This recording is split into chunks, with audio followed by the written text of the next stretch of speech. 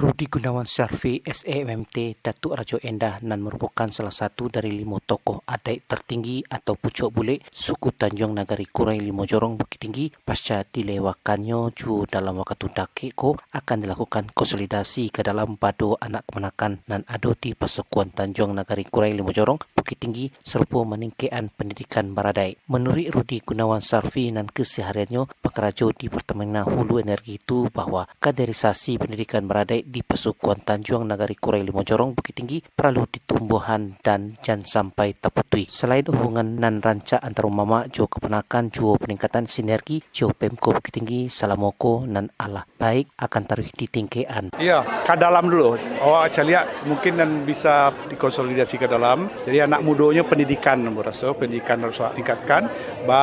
Baradai dan sabananya sehingga adu kaderisasi tadi.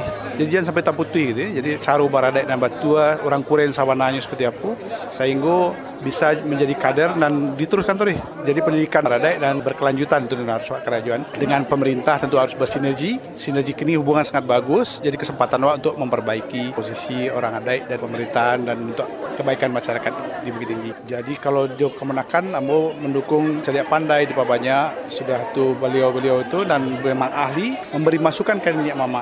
Jadi tidak hanya berkomentar. Jadi kalau berkomentar di medsos misalkan boleh, tapi lebih bagus yang konstruktif dari ke mamanya sehingga Niak Mama bisa memfollow up dengan baik. Mungkin pertemuan rutin juga perlu dengan anak-anakan penting ya. Jadi kemudian dengan pemerintah juga mungkin quarterly awak buat jo orang rantau sekali setahun minimum itu akan memperkaya awak. Sebagai gambaran bahwa Rudi Gunawan Syarfi merupakan kemenakan kandung dari almarhum El Datuk Rajo Endah. Juni Marbita mengemban untuk berita Minang pada siang hari ko.